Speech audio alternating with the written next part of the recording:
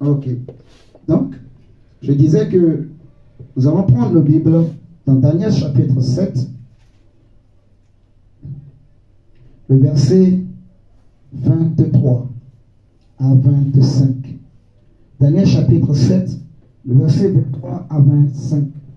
La Bible dit, il espérera changer les temps et la loi. Et nous voulons parler de ce thème pour que chacun de nous comprenne au nom de Jésus. Darcia, tu peux nous lire s'il te plaît Daniel chapitre 7. Oui, ça va, ouais. Ça va. Daniel chapitre 7, verset 23 à 25. On y va, merci. Daniel chapitre 7, verset 23 à 25. Il me parla ainsi. Le quatrième animal, c'est un quatrième royaume qui existera sur la terre, différent de tous les royaumes, et qui dévorera toute la terre, la foulera et la brisera. Les 10 cornes, ce sont 10 rois qui s'élèveront de ces royaumes. Un autre s'élèvera après eux. Il sera différent des premiers, et il abaissera 3 rois. Il prononcera des paroles contre le Très-Haut. Il opprimera les saints du Très-Haut. Et il espérera changer les temps et la loi. Et les saints seront livrés entre ses mains pendant un temps, des temps et la moitié d'un temps. Amen. Amen, amen. Souvent, mes chers amis, nous voyons les anciens qui souvent, quand ils nous parlent, ils disent vraiment les temps ont changé. À notre époque, les choses ne se faisaient pas ainsi. Alléluia. Je crois que c'est passé un peu trop bas là. Les choses ne se faisaient pas ainsi. Alléluia. Alléluia. J'ai tout mis au fond. D'accord. Bon ben, on laisse tomber. Seigneur, merci. Il dit, souvent les anciens disent que à notre temps, à notre époque, on va voir ça après. Les choses ne se faisaient pas ainsi. Alléluia. On peut entendre souvent beaucoup de personnes âgées qui le disent. Mais en notre temps, les enfants étaient beaucoup plus respectueux envers les parents. En notre temps, il n'y avait pas toutes ces lois-là. En notre temps, les gens vivaient bien. Il y avait la paix, il y avait la joie, il y avait l'unité, il y avait la communion. Il n'y avait pas autant d'insécurité. Alléluia. Amen. Beaucoup des hommes, en fait, ils manifestent ce que ce verset nous dit, mais sans s'en rendre compte. Ils témoignent que la parole de Dieu est vraie. Beaucoup de personnes âgées. Vous savez, souvent, le monde nous enseigne que les personnes âgées, c'est l'image de la sagesse. Quand quelqu'un, il prend de l'âge, il grandit en maturité, il apprend, il connaît la vie. Alléluia. Il a vécu beaucoup de choses, il a connu beaucoup d'expériences, et ces expériences lui donnent une certaine sagesse. Et il peut conseiller les jeunes en leur disant, voilà, ne faites pas ci, ne faites pas ça, sinon vous allez tomber dans tel ou tel piège. C'est comme un enfant et ses parents, par exemple. Le bébé qui naît, il ne connaît pas trop la vie, mais ses parents, ils ont du vécu. Donc, ils peuvent conseiller, conduire, diriger leur enfant jusqu'à ce que lui aussi va atteindre la maturité. Amen. Donc, nous disons souvent, en fait, que les temps ont changé. En disant cela, nous confirmons que la parole de Dieu est vraie. Parce que, qu'est-ce que ce verset nous dit, le verset 25? Le verset 25 nous dit qu'il espérera changer les temps et la loi. Il espérera changer les temps et la loi. Quand on dit il ici, on veut parler de qui? On veut parler premièrement, en fait, de l'homme impie. Est-ce que nous connaissons tous celui qu'on appelle l'homme impie? Qui ne connaît pas l'homme impie? Qui n'a jamais entendu parler de l'homme impie? Est-ce que Gracia, tu as déjà entendu parler de l'homme impie? Non. Ok. L'homme impie, c'est qui? L'homme impie, c'est celui que la Bible appelle, en fait, on va dire, c'est l'ennemi de Dieu. On va prendre le Bible, on va prendre prenons 1 Jean. On va prendre d'abord 1 Jean. 1 Jean chapitre 2, le verset 22 à 23. 1 Jean chapitre 2, le verset 22 à 23. Et tu peux nous lire s'il te plaît, Gracia. Comme ça, c'est vraiment important que chacun de nous comprenne vraiment ce qui se passe aujourd'hui. Ça va nous aider à bien nous conduire, à savoir comment nous devons nous comporter, vraiment pour ne pas tomber dans ce piège, pour être davantage éveillé spirituellement, pour que notre esprit soit davantage éveillé. Alléluia. Ouais, tu peux nous lire 1 Jean chapitre 2, verset 22 à 23. 1 Jean chapitre 2, verset 22 à 23. Jean chapitre 2, verset 22 à 23. Si Gracia a trouvé, elle peut nous lire.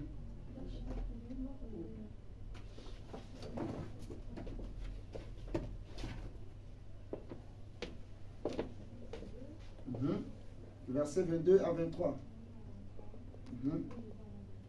Amen. Tu es le menteur, sinon celui qui nie que Jésus est le Christ, celui-là est l'antéchrist, qui nie les prières, qui nie le Père et le qui Fils. nie le Père et le Fils. Quiconque nie le Fils n'a pas non plus de peur. Quiconque se déclare publiquement pour le Fils a reçu le Père. Amen. Amen, amen. Seigneur, merci. On va prendre également 2 Thessaloniciens. Prenons 2 Thessaloniciens. 2 Thessaloniciens, chapitre 2, le verset 5 au verset 9. Darcia, tu peux nous lire s'il te plaît. Pour compléter ce qu'on vient de lire dans 1 Jean 2. 2 Thessaloniciens, chapitre 2, verset 5. Tu peux même aller jusqu'au verset 10. 1 Jean 2, 22 à 23. 1 Jean chapitre 2, verset 22 à 23. On nous a parlé de l'antéchrist. On a dit qui est le menteur si ce n'est celui-là qui nie que Jésus est le Christ. Vous voyez, c'est lui-là qui est l'antéchrist. Ou on dit aussi l'antichrist. Vous voyez, on dit, dans d'autres versions on dit anti, dans d'autres on dit anté.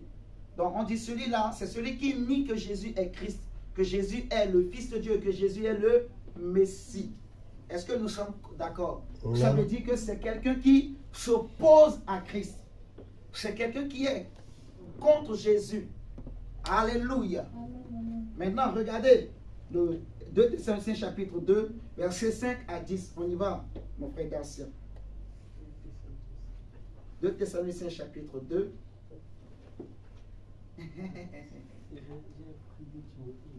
Ouais, on va y arriver. Nous tous, nous allons maîtriser la Bible. Amen. Amen. Oui, on y va. 2 Thessaloniciens chapitre 2, le verset 5 à 10. Lisons la parole du Seigneur. 2 Thessaloniciens chapitre 2, le verset 5 à 10. Je vous disais déjà cela lorsque j'étais encore chez vous. Ne vous en souvenez-vous pas? Vous savez ce qui le retient pour l'instant afin qu'il ne soit révélé que lorsque son heure sera venue. Car commence à partir du verset 3 plutôt, s'il te plaît, pour mieux comprendre. Que personne ne vous égare d'aucune façon, car ce jour n'arrivera pas avant qu'éclate le grand rejet de Dieu. Car ce jour-là n'arrivera pas. Là, il veut parler de quel jour? Il veut parler de l'enlèvement de l'Église. Pour mieux comprendre encore, on va remonter encore. Commence par lire à partir du verset 1. Pour mieux comprendre encore. Au sujet de la venue de notre Seigneur. Au sujet de la venue de notre Seigneur, c'est-à-dire de l'avènement de Jésus-Christ. Et de notre rassemblement auprès de lui. Nous vous le demandons, frères et sœurs. Ne vous laissez pas si facilement ébranler dans votre bon sens. Alléluia. Ni troublé par une révélation, un message ou une lettre qu'on nous attribuerait et qui prétendrait que le jour du Seigneur serait déjà là. Que personne ne vous égare d'aucune façon, car ce jour n'arrivera pas avant qu'éclate le grand rejet de Dieu. Alléluia. Et que soit révélé l'homme de la révolte, qui est destiné à la perdition, à l'adversaire. L'adversaire.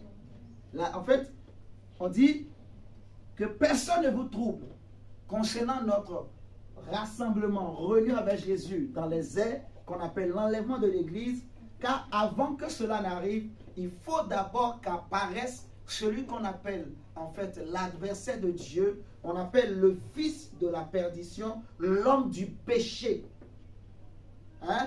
Il est l'adversaire de Dieu, l'adversaire de Christ. La Bible l'appelle l'homme du péché, le fils de la perdition. On l'appelle aussi l'adversaire qui s'élève au-dessus. Continue, verset 4. Qui s'élève au-dessus de tout ce qui porte le nom de Dieu. Qui s'élève au-dessus de tout ce qui porte le nom de Dieu. Et de tout ce qui est l'objet d'une vénération religieuse. Alléluia. Amen. Il ira jusqu'à s'asseoir dans le temple de Dieu, en se proclamant lui-même Dieu. Alléluia. Je vous disais déjà cela lorsque j'étais encore chez vous. Ne vous en souvenez-vous pas? Vous savez ce qui le retient pour l'instant, afin qu'il ne soit révélé que lorsque son heure sera venue. Car la puissance mystérieuse de la révolte contre Dieu est déjà à l'œuvre.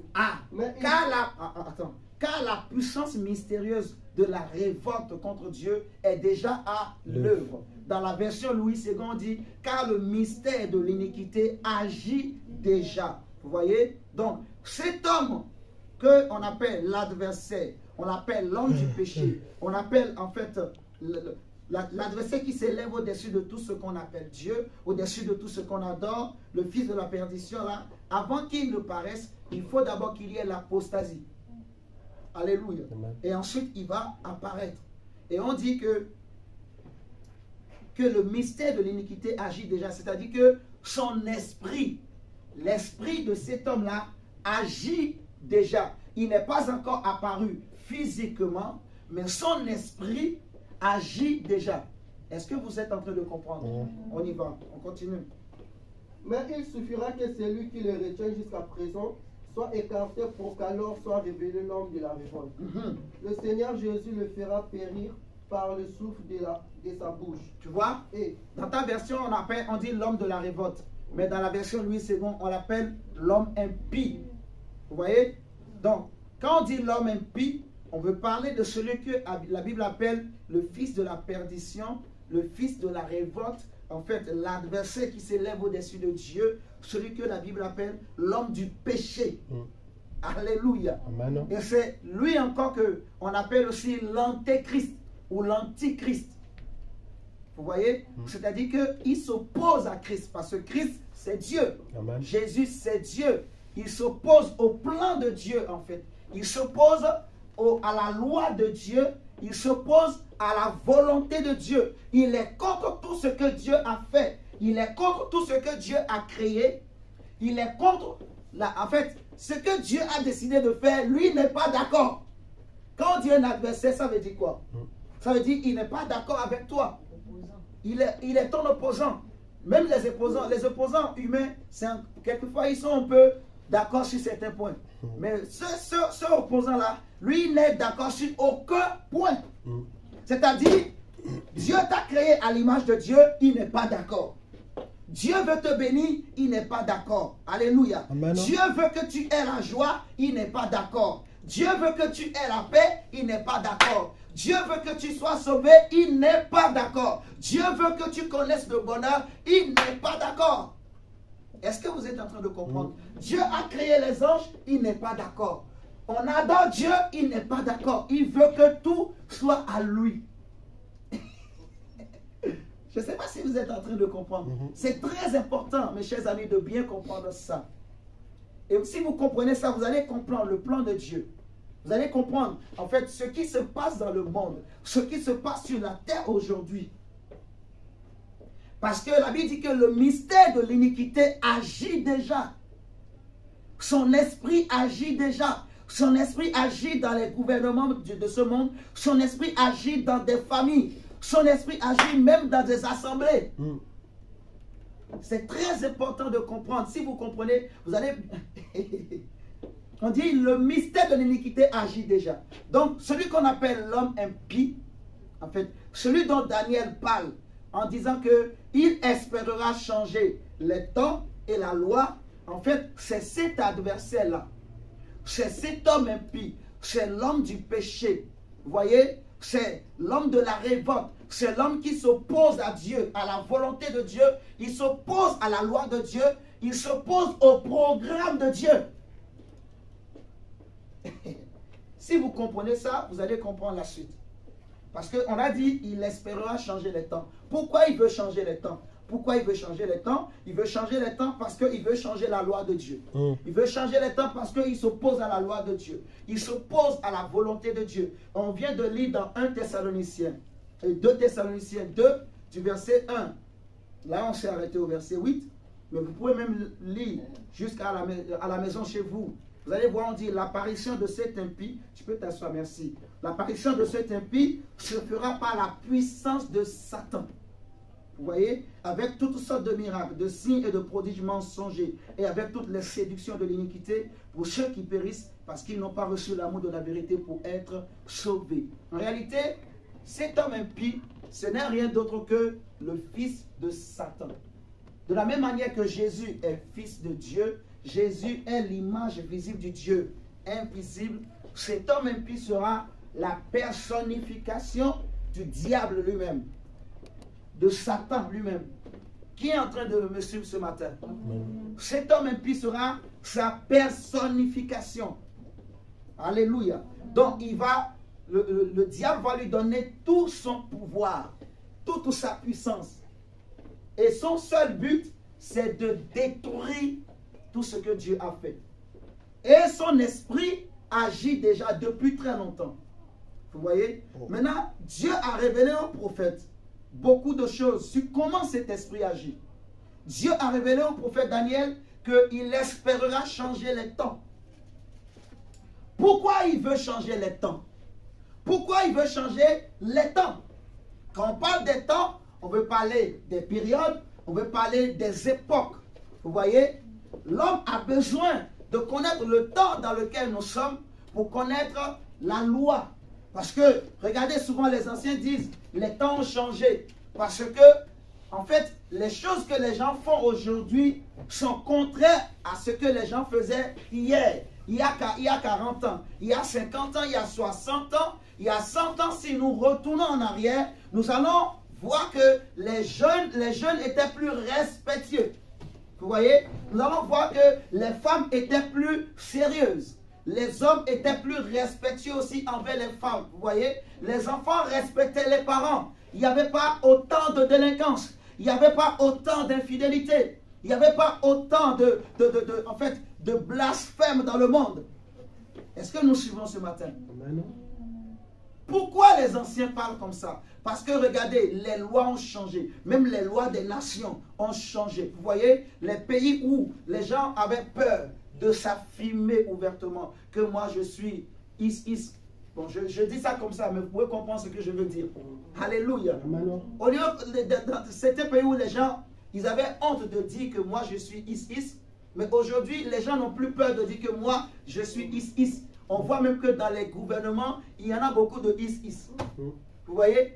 On voit même des pasteurs qui sont qui n'ont plus honte de le. On dit même que, on demande aux chrétiens même d'accepter cela. Et il y a même des chrétiens qui acceptent ça, ces genres de choses. Vous voyez, les lois sont en train d'être changées. Les choses sont en train d'être changées. Tu vois un parent, sa fille lui dit, maman, je vais te présenter mon futur mari ou mon copain. Le papa, d'accord, il est à la maison, il vient, il voit sa fille rentrer avec une autre XL. Donc, il voit XL, bon, le papa, ça lui fait tellement mal, il va se coucher, il fait une crise cardiaque, il meurt. Parce que pour lui, c'est anormal. Ce n'est pas normal, vous voyez. Mais aujourd'hui, le monde a normalisé ce qui est anormal. Et c'est l'esprit, cet esprit-là qui est derrière tout ça. Et nous allons bien comprendre. Je disais, pourquoi il veut changer les temps? Parce qu'il veut changer la loi de Dieu. Vous voyez, il veut changer, remplacer la loi de Dieu. Il n'aime pas la loi de Dieu. Alléluia. Amen. Et comment il fait? Regardez avec moi. On va prendre d'abord toujours Daniel. Daniel chapitre 2. On va lire le verset 21. Daniel chapitre 2, le verset 21. Ensuite, on va lire Actes des Apôtres chapitre 1, verset 7. Nous allons comprendre quelque chose. Daniel 2, verset 21 nous dit ceci. C'est lui qui change les temps et les circonstances. On va lire à partir du verset 20. Daniel chapitre 2, verset 20 à 21. Daniel prit la parole et dit, béni soit le nom de Dieu d'éternité en éternité. À lui appartient la sagesse et la force. C'est lui qui change les temps et les circonstances, qui renverse et qui établit les rois, qui donne la sagesse aux sages et la science à ceux qui ont de l'intelligence. Donc Daniel dit que c'est Dieu qui change les temps. C'est Dieu qui change les circonstances. Donc personne d'autre ne peut changer les temps. Aucune autre créature ne peut changer les temps, ne peut changer les lois. Parce que celui qui peut changer les temps, laissez-moi vous dire qu'il peut aussi changer les lois. Or, Paul va dire aux Galates que si quelqu'un d'autre vient vous apporter un autre évangile, une autre parole, un autre message qui est contraire à ce que nous vous avons prêché, qu'il soit maudit, qu'il soit anathème. Vous voyez? Donc, le seul qui a l'autorité, on peut dire, de changer les temps, de changer les circonstances de la vie d'un homme, de changer les temps dans ce monde, alléluia, ce n'est que Dieu. C'est lui qui établit, c'est aussi lui qui renverse. C'est lui qui élève et qui rabaisse. C'est Dieu qui sauve. C'est lui qui peut faire perdre. Alléluia. C'est Dieu seul qui peut. Aucune autre créature, aucun ange pas dit, même si un ange du ciel venait vous apporter un autre message, qu'il soit maudit, que cet ange soit maudit. Est-ce que vous voyez? C'est tellement important, en fait, c'est que il n'y a que Dieu qui peut changer les temps. Donc celui qui veut changer les temps, en dehors de Dieu, c'est que c'est un opposant de Dieu, c'est un adversaire de Dieu, c'est un ennemi de Dieu, c'est quelqu'un qui veut s'égaler comme Dieu, c'est quelqu'un qui se prend pour Dieu. Alléluia. On a lu, il a dit que, Daniel dit que c'est Dieu qui change les temps. Prenons Actes des Apôtres chapitre 1, le verset 7. Ici c'est le Seigneur Jésus lui-même qui parle. Il parle aux apôtres, il dit aux disciples. Actes des Apôtres chapitre 1, le verset 7. Chapitre 1, le verset 7. Le verset 6, la Bible dit, alors les apôtres réunis lui demandaient, Seigneur, est-ce en ce temps que tu rétabliras le royaume d'Israël? Est-ce en ce temps-là que tu rétabliras le royaume d'Israël? Regardez la réponse de Jésus. Il leur répondit, ce n'est pas à vous de connaître les temps ou les moments que le Père a fixé comment? De sa propre autorité. C'est-à-dire que Dieu a fixé les temps, les époques, les circonstances pour que les événements, les différents événements que Dieu a planifiés s'accomplissent. Dieu a fixé les temps et les époques pour que son programme, parce que Dieu a un programme pour le monde, Dieu a un programme pour l'humanité, Dieu a un programme pour chaque être humain, vous voyez? C'est pour ça qu'il dit dans Jérémie que je connais les plans et les projets que j'ai formés sur toi, Gracia, tu vois? Dieu a des plans et des projets pour toi. Dieu a un programme pour toi, mais l'ennemi est contre ce programme. Vous voyez? C'est Dieu qui a fixé les temps et les circonstances et les événements qui doivent arriver dans le monde, dans les nations, que ce soit dans les cieux ou sur la terre, mais aussi dans la vie des hommes. C'est Dieu qui fixe. Vous voyez? C'est Dieu qui programme toutes choses. On est d'accord? Jésus dit que ce n'est pas à vous de connaître. Non. Ce n'est pas à nous de connaître.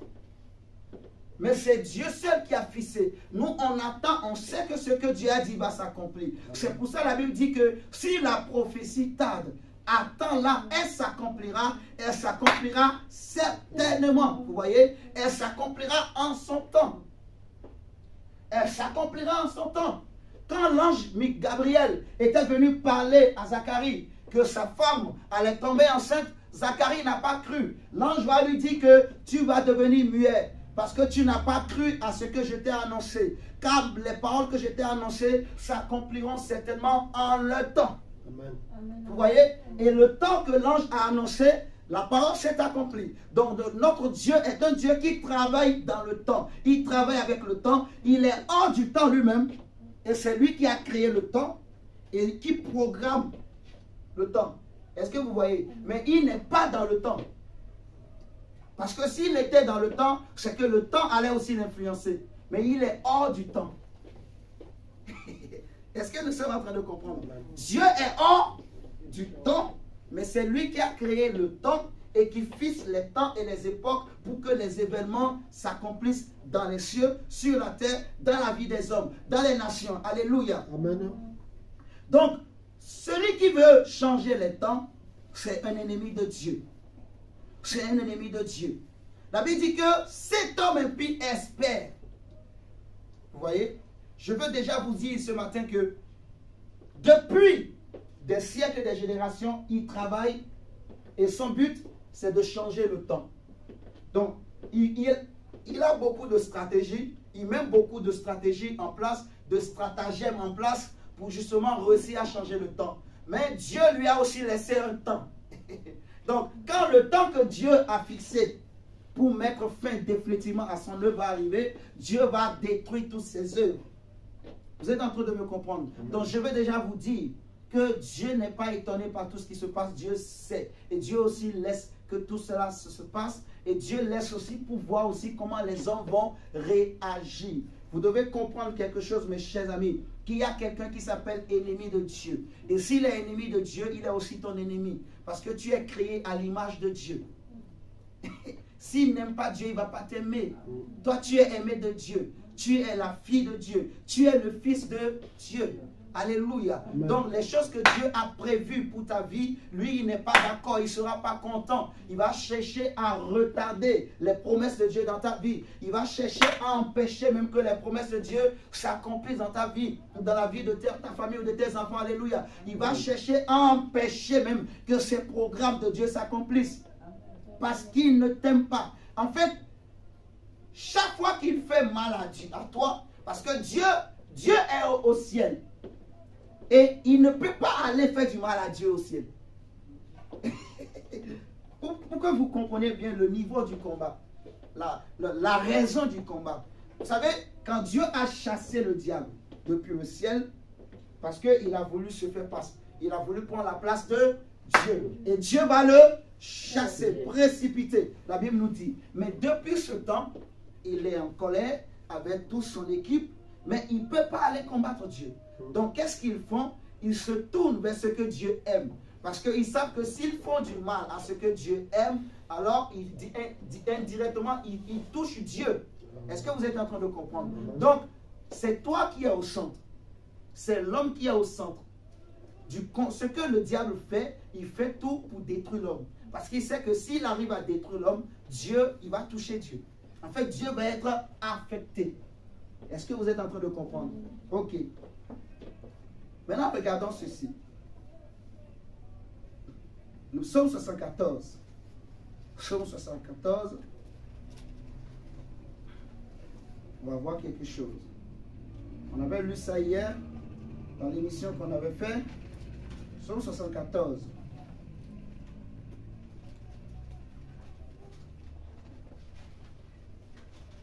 Le verset 4 à 10. Psaume 74, verset 4 à 10. La Bible dit, tes adversaires ont rugi au milieu de ton temple, ils ont établi pour signe leur signe. On les a vus pareil à celui qui lève la cognée dans une épaisse forêt. Et bientôt, ils ont brisé toutes les sculptures à coups de hache et de marteau. Ils ont mis le feu à ton sanctuaire.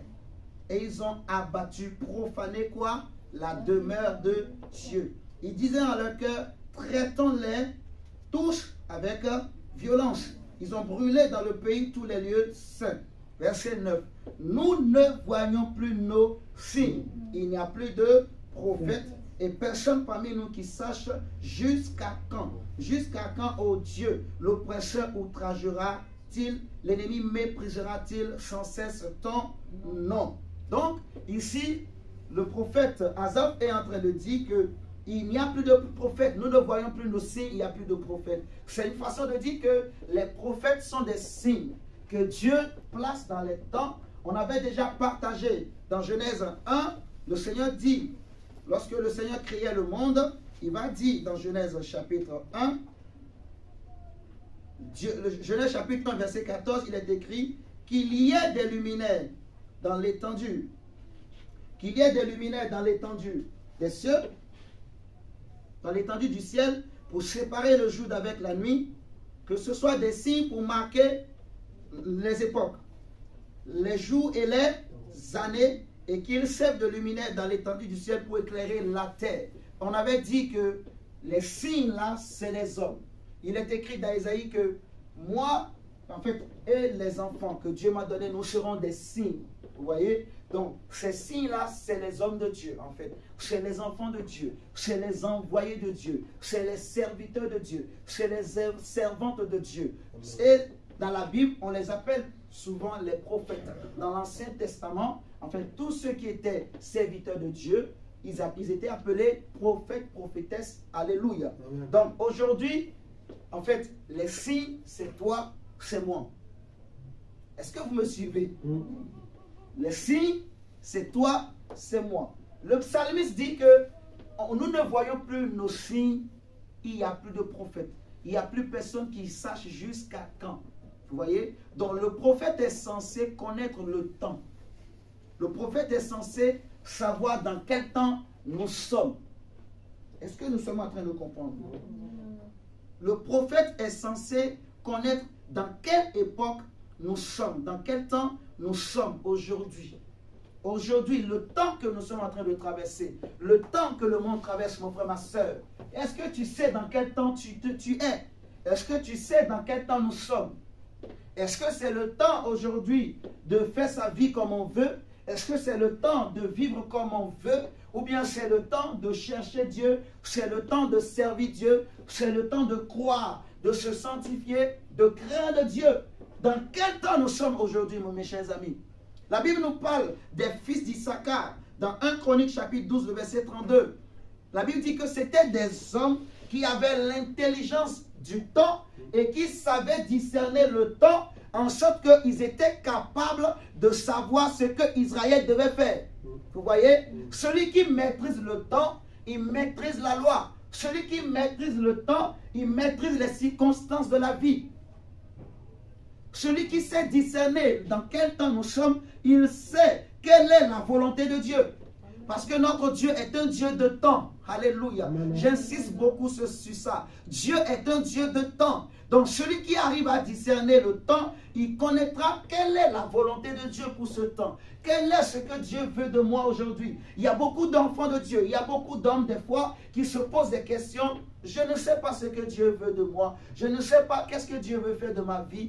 Peut-être j'ai l'impression que rien ne marche. J'ai l'impression que ma vie est chaotique. J'ai l'impression que je n'avance pas. J'ai l'impression que je tourne en rond. J'ai l'impression que je recule. Mais non, il y a un langage, il y a un message que Dieu veut te donner. Et il y a un temps pour toutes choses. La Bible dit, il y a un temps pour pleurer, il y a un temps pour semer, il y a un temps pour récolter. Alléluia. Il y a un temps pour dormir, il y a un temps pour se réveiller, il y a un temps pour se réjouir, pour sourire. Il y a un temps aussi également pour pleurer. Il y a un temps où tu vas passer par le désert. Il y a un temps où tu vas passer dans la plaine. Il y a un temps où Dieu va te faire passer aussi dans les montagnes, dans les régions montagneuses. Alléluia. Il y a un temps pour toutes choses.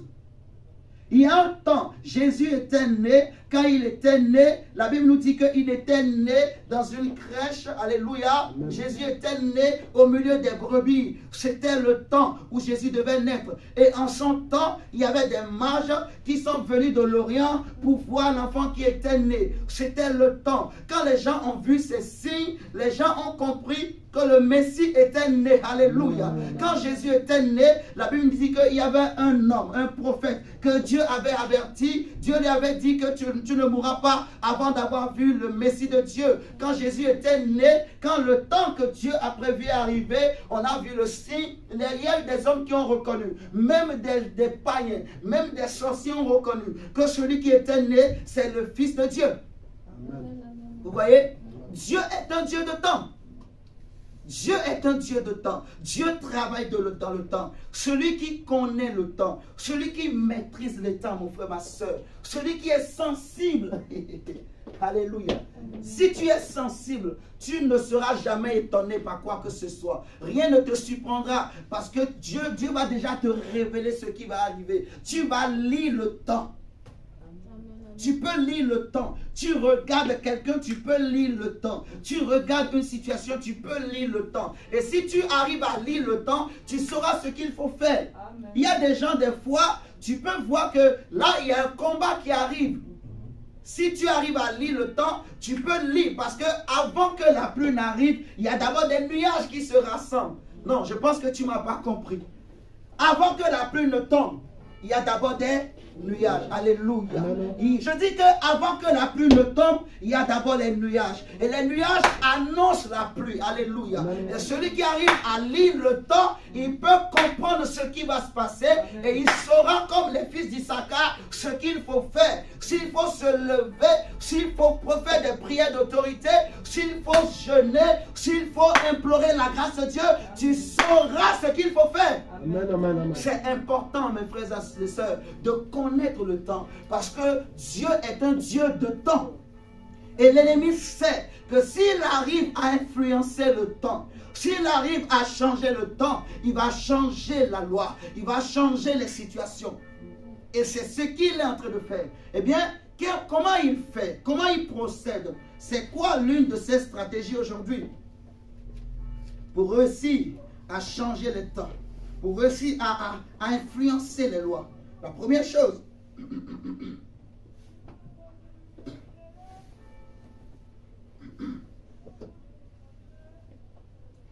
il s'attaque premièrement aux signes. Comment cet esprit travaille? La Bible dit qu'il va changer les temps et la loi. Comment il fait? La première chose, il va s'attaquer aux signes pour amener la confusion, pour amener le flou. Et comme il n'y a plus de signes, tu ne sauras plus. Vous voyez, si les soirs, s'il n'y avait pas la nuit et le jour, ben, le jour sera le jour, quoi. Ce sera tout le temps la nuit, hein. On va dormir pour toujours, quoi. Vous imaginez ça? S'il y avait que le soleil, donc, pas de repos, hein. Les hommes vont travailler. Regarde, des fois, aujourd'hui, on voit des oiseaux qui sont déboussolés. Parce qu'à cause des lumières que les hommes ont créées, ils pensent qu'il fait toujours jour ces oiseaux. Donc, ils continuent à voler, même la nuit. Vous voyez? Parce que Dieu, quand Dieu les a créés, eux, ils savent que quand le soleil se couche, c'est l'heure d'aller se coucher, les oiseaux. Mais quand ils voient la lumière que les hommes ont créée, ils pensent qu'il fait encore jour. Donc, ils commencent à voler. Et c'est comme ça, des fois, ils meurent. Vous voyez? À cause du temps qui a changé. Les choses naturelles nous enseignent beaucoup, mes chers amis. Les choses de la vie nous enseignent. Si il n'y avait que la nuit, dites-moi comment on va faire pour savoir quand est-ce qu'il faut se lever ou quand est-ce qu'il faut dormir. La première des choses que le diable fait, que l'homme impie fait, que son esprit fait pour changer les temps et la loi, il s'attaque aux signes. Il s'attaque aux signes. Et c'est ce que Jézabel va faire. Parce que cet esprit dont la Bible nous parle, en fait, cet esprit-là, c'est une femme. Elle a l'image d'une femme. Et nous allons voir. Nous allons voir. Nous allons prendre un test. On va prendre, Seigneur merci, 1 Roi chapitre 16. Prenons 1 Roi chapitre 16.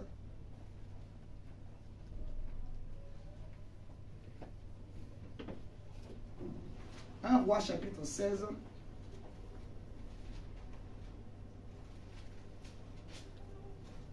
Seigneur, merci.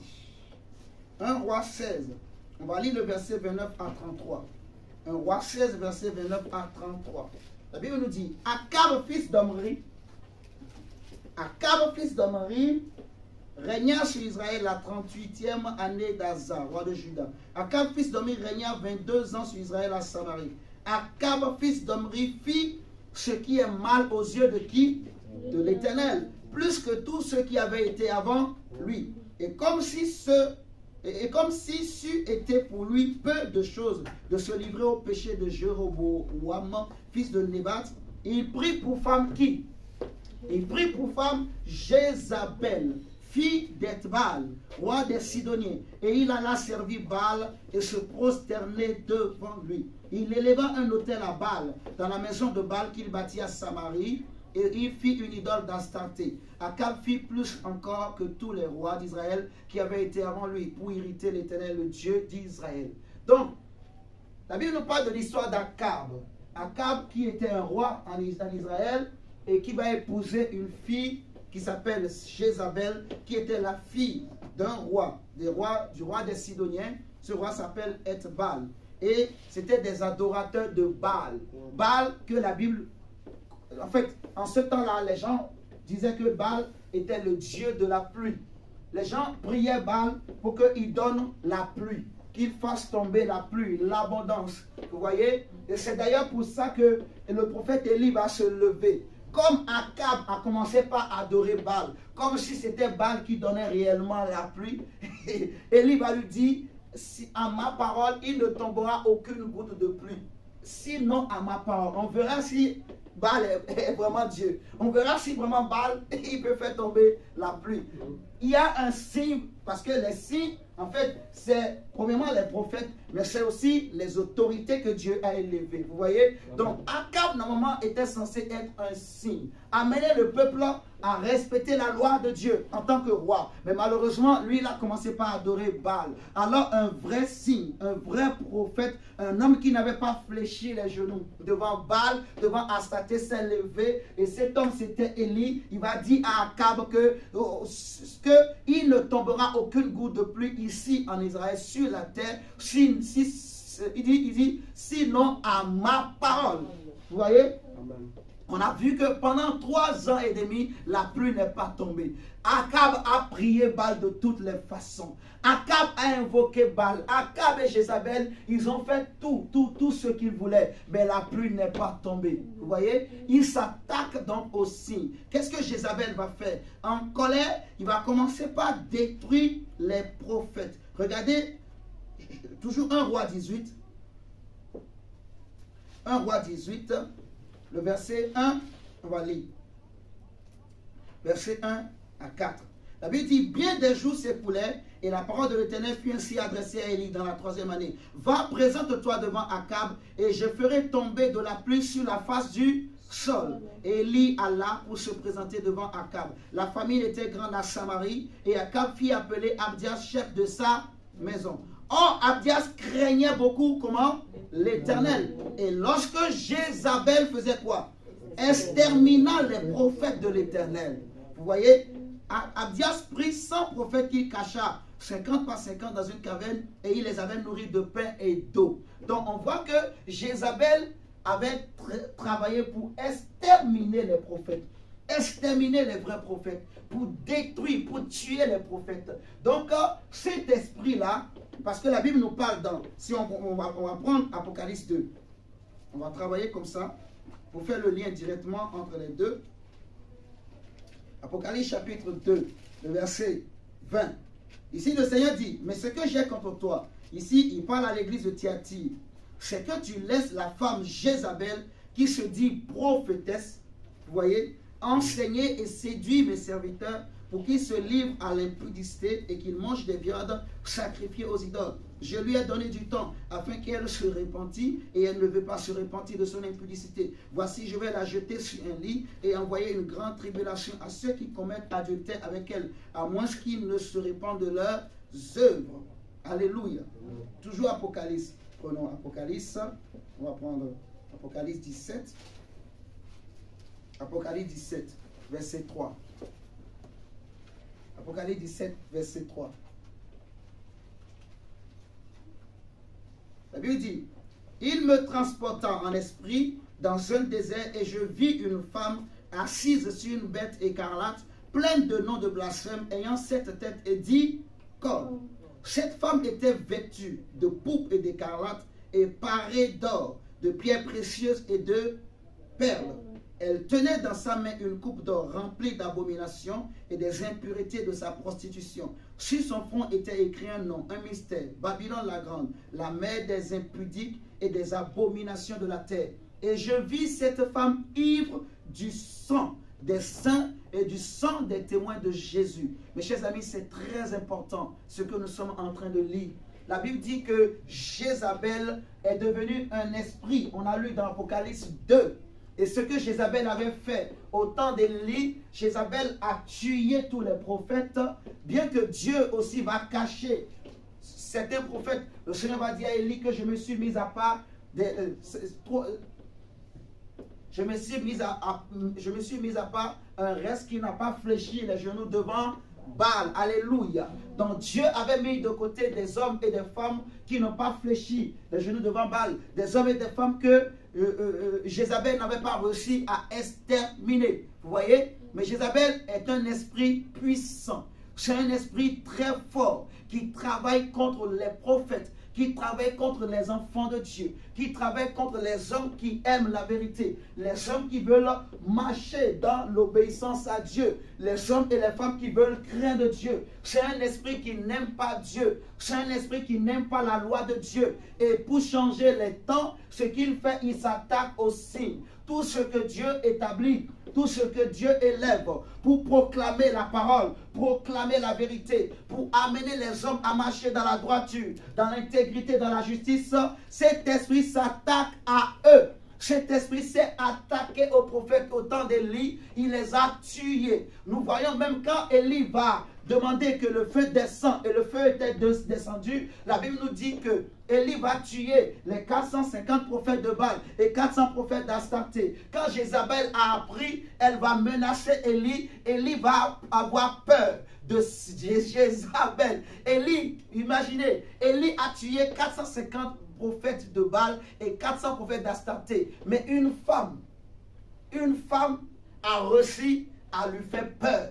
Une femme, Élie a fui devant une femme. Il n'a pas fui devant Akab, mais devant la femme d'Akab, Élie, quand il a entendu la menace, Jézabel lui a dit que les dieux me traitent dans toute leur rigueur. Si demain, je ne te tue pas de la même manière que tu as tué les autres, les prophètes de Baal et d'Astarté. Quand Élie a entendu ça, mais Élie a le feu, Élie a l'onction, Élie a l'autorité. Élie pouvait dire, pas de souci, je t'attends, viens, on va voir qui est Dieu. Mais Élie, à un moment donné, Élie a oublié l'onction. Élie a pensé à sa vie. Donc c'est un esprit très dangereux. Un esprit qui peut faire tomber même les grands hommes de Dieu. C'est un esprit qui est très intelligent. C'est un esprit qui travaille avec beaucoup de ruse, avec beaucoup de stratégie. Vous voyez, il a réussi à impressionner Élie. Il a réussi à intimider Élie. En fait, il a réussi à faire peur à Élie. Alléluia. Et Élie a fui devant lui. Et dans Genèse, dans Apocalypse 2, on nous a dit que Jézabel, cette femme, est devenue un esprit. Et Dieu dit à l'église de Thyatire, ce que j'ai contre toi, église, c'est que tu laisses cette femme Jézabel qui se dit prophétesse. Alléluia. Amen. Alors que c'est une fausse prophétesse. Tu laisses cette femme séduire mes serviteurs et les pousser à manger des viandes sacrifiées aux idoles. Vous voyez? À manger des viandes sacrifiées aux idoles. Et on a lu dans Apocalypse 2 que cette femme qui était assise sur la bête écarlate, elle avait une coupe dans sa main et elle était ivre du sang des témoins de Jésus. C'est très important. Comment cette femme peut être ivre du sang des témoins de Jésus? Eh bien, je vais vous révéler quelque chose, mes chers amis, ce matin. Les témoins de Jésus dont il est question ici, ce n'est pas tous les chrétiens, mais c'est les chrétiens qui sont tombés dans la corruption, qui ont mangé avec cette femme, qui ont bu à son vin, ils ont fait alliance avec elle. C'est les chrétiens, en fait, qui ont commis l'impudicité avec elle, qui sont allés avec elle, qui ont mangé les viandes sacrifiées aux idoles. Vous voyez, c'est les chrétiens qui ont été séduits, qui ont été corrompus, qui ont abandonné la voie de la vérité, qui ont abandonné la véritable foi, qui ont abandonné la justice, qui ont abandonné la vie chrétienne, qui sont retournés dans le monde. C'est les chrétiens qui ont un pied dedans, un pied dehors. Au lieu d'être 100% pour Jésus, au lieu d'être totalement pour Jésus, ils sont les dimanches pour Jésus, mais dans la semaine, ils sont pour les boîtes de nuit, ils sont pour les copains et pour les copines, ils sont pour les films, ils sont pour les mauvaises choses. Vous voyez, c'est ces gens de chrétiens-là qui ne sont pas purs. C'est ces gens de chrétiens-là qui ne sont pas droits. Alléluia. Elle est ivre du sang de ces chrétiens. Tu me suis, mon diacre? Amen. Elle est ivre du sang de ces chrétiens, en fait. Donc, sa première stratégie, c'est de s'attaquer aux signes. Vous voyez, en utilisant la séduction, en utilisant la ruse, pour les tuer. Vous voyez, elle est ivre de leur sang parce qu'elle a réussi à les tuer. Donc, elle peut boire leur sang. Donc, laisse-moi te dire qu'il y a quelqu'un qui veut boire ton sang. Mais est-ce que tu vas la laisser boire ton sang? Il faut arrêter avec le péché, mon frère. Il faut arrêter avec l'impudicité. Il faut arrêter avec les copinages. Pas d'intimité, pas de choses là avant le mariage. Alléluia. Il faut fuir ces choses. Il faut fuir les films que les gens regardent. Il faut se sanctifier. Il faut garder ses yeux purs. Il faut garder ses oreilles pures. Il faut garder sa bouche pure. Il faut garder son corps pur. Alléluia. Amen. Il faut craindre Dieu. Il faut ne pas abandonner la prière. Il ne faut pas abandonner la foi. Alléluia. Amen. Parce que cet esprit te cherche. Il va chercher à te tuer. Il veut étouffer la grâce que Dieu a mis en toi. Il veut détruire le don qui est en toi. Laisse-moi te dire que tu as reçu de Dieu un don particulier. Mais il n'aime pas ce don. Dieu a une bénédiction pour toi. Dieu a une bénédiction pour ta famille. Dieu a une bénédiction pour tes enfants. Mais cet esprit n'est pas d'accord. Cet esprit ne veut pas de cette bénédiction. Cet esprit veut arracher cette bénédiction. Il veut se nourrir de ça. Vous êtes en train de comprendre? Oui. C'est pour ça qu'il détruit les signes. S'il réussit à détruire les signes, les gens ne pourront plus connaître la loi. Les gens ne sauront plus ce qu'il faut faire. Alors les gens vont vivre dans le péché. Et c'est ça son but. Et sa deuxième stratégie, chers amis, que j'ai noté, c'est de remplacer les lois par des traditions. Les traditions. Frères et sœurs plutôt, c'est quelque chose quand même d'important. Qu'il faut qu'on en parle. Qu'il faut qu'on en parle. Remplacer les lois de Dieu par des traditions. Dans quel monde nous sommes aujourd'hui? Les traditions. Regardez Matthieu 15, ce que le Seigneur Jésus dit. Matthieu 15. Matthieu 15. Le Seigneur parle aux pharisiens. Il dit aux pharisiens. Matthieu 15, verset 2. La Bible nous dit ceci, que pourquoi tes disciples transgressent-ils la tradition des anciens? Car ils ne se lavent pas les mains, mais ils prennent leur repas. Ça, c'est les pharisiens qui posaient la question à Jésus. En lui disant que pourquoi les disciples ne respectent pas la tradition des anciens. Jésus leur répondit, et vous, pourquoi transgressez-vous le commandement de Dieu au profit de votre tradition? Tu vois, car Dieu a dit, honore ton père et ta mère. Et celui qui maudira son père ou sa mère sera puni de mort. Mais vous, vous dites, celui qui dira à son père ou à sa mère, ce dont j'aurais pu t'assister est une offrande à Dieu, n'est pas tenu d'honorer son père ou sa mère. Vous annulez ainsi la parole de Dieu au profit de votre tradition. Hypocrite. Ésaïe a bien prophétisé sur vous quand il a dit que ce peuple m'honore des lèvres, mais son cœur est comment? Éloigné de moi. C'est en vain qu'il m'honore en enseignant des préceptes qui sont des commandements d'hommes. Mes chers amis, la tradition est puissante. La tradition, il ne faut pas la négliger. Vous voyez, les hommes aujourd'hui, cet esprit travaille pour amener, il a réussi à amener les Juifs à remplacer les commandements de Dieu par des traditions. Vous voyez, pas des traditions. Et c'est comme ça qu'il fait en fait. C'est-à-dire ce que le monde appelle aujourd'hui des lois, en réalité c'est des traditions. On nous a imposé des lois dans le monde, mais qui ne sont pas de vraies lois. c'est des traditions, c'est des commandements d'hommes. Vous voyez, c'est ce que la Bible appelle, ce que Jésus, les prophètes appellent des commandements d'hommes, des préceptes d'hommes. C'est des traditions des hommes. Comme en fait, pour pouvoir vivre dans leur péché comme ils veulent, tu vois. Donc, ils mettent en place des commandements d'hommes qui n'ont rien à voir avec la loi divine, qui n'ont rien à voir avec, en fait, le commandement de Dieu. Vous voyez, là où Dieu dit, honore ton père et ta mère, les Juifs disaient que si tu n'honores pas ton père et ta mère, mais que ce que tu veux utiliser pour honorer tes parents, tu viens payer la dîme, tu viens donner au pasteur, tu n'es plus engagé, Dieu ne te frappera pas, rien ne t'arrivera pas. Vous voyez? Donc, ils ont détourné la loi de Dieu au profit de leur tradition. Ils ont remplacé la loi de Dieu par leur tradition. Regardez aujourd'hui dans les écoles, combien d'enfants commencent à manquer de respect à leurs parents? Combien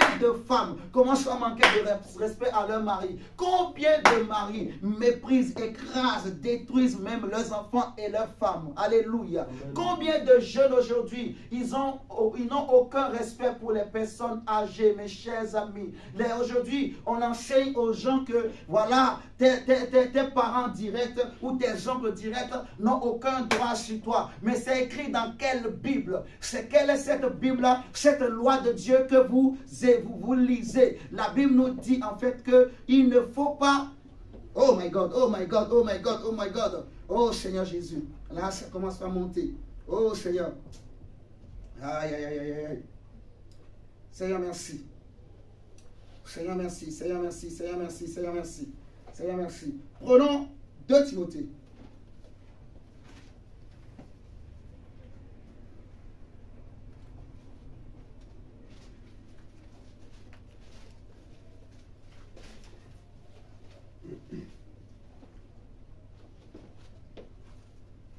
Le Seigneur dit, est-ce de chez vous que la parole de Dieu est sortie? Non, c'est plutôt 1 Corinthiens 14, verset 36. 1 Corinthiens 14, verset 36. On lui dit, j'ai regardé verset 31, verset 32, 1 Corinthiens 14, verset 32 à 36. La Bible dit, les esprits des prophètes sont soumis aux prophètes, car Dieu n'est pas un Dieu de désordre, mais de paix. Comme dans toutes les églises des saints, que les femmes se taisent dans les assemblées, car il ne leur est pas permis d'y parler, mais qu'elles soient soumises selon ce que le dit aussi la loi. Si elles veulent s'instruire sur quelque chose, qu'elles interrogent leur mari à la maison, car il est malsain à une femme de parler dans l'église. Bon, concernant la femme, ce que Paul veut dire ici, ce n'est pas que la femme ne doit pas parler, hein? C'est plutôt ne pas prendre l'autorité par rapport à l'homme. Mais la femme aussi a le Saint-Esprit, elle peut aussi prophétiser, elle peut exhorter, elle peut encourager. Alléluia. Amen. Maintenant, ce qui nous intéresse, c'est surtout le verset 32 et le verset 36. Verset 32, il a dit que Dieu n'est pas un Dieu. Verset 33 plutôt, Dieu n'est pas un Dieu de désordre mais de paix. Verset 36 il dit, est-ce de chez vous que la parole de Dieu est sortie? Ou est-ce à vous seul qu'elle est parvenue? Et ça m'intéresse, ça m'interpelle, cette parole. Est-ce que la parole de Dieu vient du Congo? Dites-moi. Est-ce que la parole de Dieu vient du Bénin? Est-ce que la parole de Dieu vient des États-Unis? Est-ce que la parole de Dieu vient des Bantous? Parce qu'on aime souvent dire, nous on est des Bantous, mon diable. C'est ça, non? Est-ce que la parole de Dieu vient de nos ancêtres? Est-ce que la parole de Dieu vient des blancs, des jaunes ou des rouges? Dites-moi, mes chers amis. C'est une question que Dieu nous pose. La parole, l'évangile, vient des Juifs. Jésus dit dans Jean 4 que le salut vient des Juifs. L'évangile vient des Juifs. Le salut vient des Juifs. Ce que nous prêchons vient des Juifs. Vous comprenez ça? Et ceux qu'on appelle les apôtres de Jésus. La Bible dit dans Éphésiens 2 que nous avons été bâtis et établis sur les fondements des apôtres et prophètes de Christ, et Jésus lui-même étant la pierre angulaire. Eh bien, en fait, ces apôtres, ils étaient tous des Juifs. Vous voyez? Et c'est eux qui ont posé les fondements de l'Église. Vous voyez? Et pour poser les fondements de l'Église, ils se sont aussi inspirés de la loi.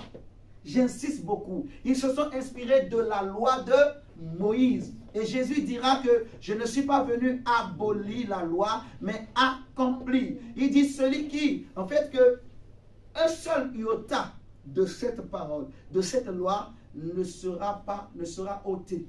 ne restera sans effet. Vous voyez? Donc, Dieu tient à sa parole. Dieu n'a pas donné sa parole pour rien. Ce n'est pas parce qu'on est sous la grâce que voilà, tout est permis, qu'on peut faire tout ce qu'on veut. Vous voyez? Aujourd'hui, nous assistons à un phénomène, c'est que cet esprit-là, il est en train de remplacer beaucoup de principes que Dieu a établis dans la loi de Dieu, parce que Jésus, la loi qu'il a accomplie, c'est la loi cérémonielle. Mais la loi sociale, un homme sait par exemple qu'il n'est pas bien de tuer, il n'est pas bien de voler, vous voyez, tout homme, même s'il n'est pas chrétien, il connaît cette loi, c'est inscrite dans son cœur, dans sa conscience, vous voyez ce que je dis, et le respect, l'honneur qu'on peut donner à un aîné, à un parent, Dieu tient à ce respect, Dieu tient à cet honneur.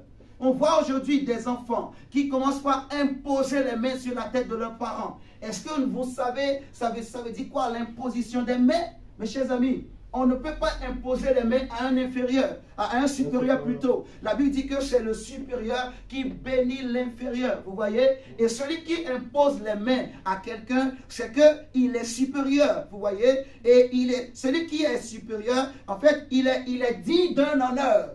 Il a un honneur, il a une autorité, il a on peut dire honorabilité qu'il a sur celui qui est inférieur. On voit Jacob qui va imposer les mains au fils de Joseph avant, et il va les bénir avant de mourir. Et Dieu va demander à Moïse, avant de mourir, d'imposer aussi les mains à Josué pour lui communiquer la grâce, pour lui communiquer la faveur, vous voyez, parce que Moïse était en fait un père pour Josué, vous comprenez ça? Mais aujourd'hui, on voit dans des églises, au nom du ministère, on voit des hommes de Dieu qui commencent par imposer les mains à leurs parents. Mais non, mon frère, tu es en train de te tromper. Ce n'est pas ça. La Bible nous parle de la doctrine de l'imposition des mains.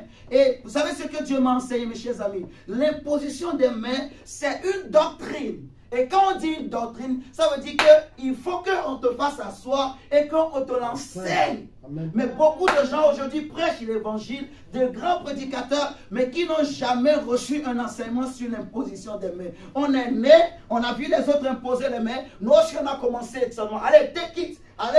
On impose les mains à tout vendre. On impose les mains n'importe comment en désordre. La Bible dit, ne pose pas les mains avec précipitation. Vous voyez, on voit aujourd'hui, je peux prier pour quelqu'un. Voici la recommandation de Dieu. Si j'ai mon parent devant moi et je veux prier pour la personne, ce n'est pas obligatoire que je dois mettre ma main sur sa tête. Parce que si tu mets ta main sur la tête de ton père ou de ta mère, tu lui manques de respect. La Bible dit honore. Donc, si tu mets ta main sur la tête de ta mère, c'est que tu lui as manqué, tu ne l'as pas honoré. Tu ne l'as pas honoré. Je ne sais pas si vous comprenez. Tu ne peux pas imposer les mains à ton père ou à ta mère. Et si tu ne peux pas imposer les mains à ton père ou à ta mère, tu ne peux pas aussi imposer les mains au petit frère ou au grand frère de ta mère ou de ton père. Parce que si tu leur imposes les mains, c'est comme si tu imposais aussi les mains directement à tes parents directs. Est-ce que vous êtes en train de comprendre? C'est ça la loi de Dieu. Donc tu peux prier pour eux, tu peux même poser ta main sur les épaules, tu peux les tenir par la main, tu peux même déclarer la parole et Dieu va agir. Ce n'est pas ma main qui délivre, ce n'est pas ma main qui libère, vous voyez, ce n'est pas ma main qui sauve, ce n'est pas ma main qui fait la chose, mais c'est Dieu, c'est l'onction qui brise le joug, alléluia. C'est Dieu qui est présent au milieu de nous, c'est l'ange de l'Éternel qui est présent parmi nous, qui agit, alléluia. Donc même si je n'impose pas mes mains, Dieu va agir. Alléluia. Amen, amen. Il faut revenir à la parole. Il faut revenir à la sainte doctrine. Il faut revenir à la vérité, mes chers amis. Il faut se réveiller. Parce que cet esprit travaille pour remplacer les principes spirituels, les valeurs spirituelles, par des traditions. Vous me suivez ce matin? Pas des traditions. Donc, nous devons dire non à ces choses dans nos familles. Non à ces choses. Si tu vois un fils, un enfant qui veut t'imposer les mains, mon frère, ma soeur, dis-lui non. Vous entendez ce matin? Dis-lui non. Il ne peut pas t'imposer les mains. Même s'il est élevé en dignité. Il peut prier pour toi. Ou elle peut prier pour toi. Mais elle ne peut pas t'imposer les mains. Tu as une honorabilité au-dessus d'elle. Tu as une autorité au-dessus d'elle que Dieu t'a donnée. comprenez ça? C'est très important. Joseph est venu dire à son père, j'ai fait un songe et j'ai vu, voilà, 11 étoiles et le soleil et la lune se prosterner devant moi. Jacob n'a pas accepté. Jacob a refusé. Il a dit, Joseph, tu veux que moi et ma mère et ta mère et tes frères, on va venir se poser devant toi? Non. Tes frères peuvent se prosterner. Mais moi, je suis le patriarche. Je ne peux pas venir me prosterner devant toi, Joseph. Alléluia. Et on le voit jusqu'à la fin. À aucun moment, Jacob s'est prosterné devant Joseph. Au contraire, c'est Joseph, malgré qu'il était ministre, qui est venu se prosterner devant Jacob pour recevoir la bénédiction. Et Jacob va lui dire, c'est la bénédiction du Dieu de ton Père qui te bénit. Alléluia. Ce n'est pas parce que tu es élevé en dignité que tu es devenu plus grand que tes parents, que tu es devenu plus grand que tes frères. Non, mon frère, ma soeur, laisse-moi te révéler quelque chose ce matin. Avant que tu ne naisses, tes parents existaient déjà. Et s'ils ne sont pas morts, s'ils ont réussi à t'éduquer, c'est parce qu'il y a un Dieu qui les a bénis, qui leur a donné les moyens. Amen. Oh my God. Amen. Oh, je prie que le Dieu des esprits des prophètes ce matin marche avec toi. Je prie que Dieu vraiment t'utilise, que le Seigneur te donne l'intelligence. Comme je disais tout à l'heure, il y a une personne que le Seigneur m'a dit tout à l'heure, dans les temps à venir, les jours à venir, tu devrais subir une opération, mais tu ne subiras plus une opération. Au nom de Jésus-Christ de Nazareth, cette parole est pour toi. Je prie que nous allons nous lever, nous allons prier, que le Dieu qui répond par le feu, que le feu de ce Dieu descende ce matin sur nous, descende et consume les œuvres de Jézabel, les œuvres de cette femme, au nom de Jésus-Christ de Nazareth, dans nos vies et dans nos familles, dans nos affaires, dans nos projets. Élevons la voix, refuse les œuvres du diable, refuse les œuvres de Baal, au nom de Jésus. Élève la voix et prie.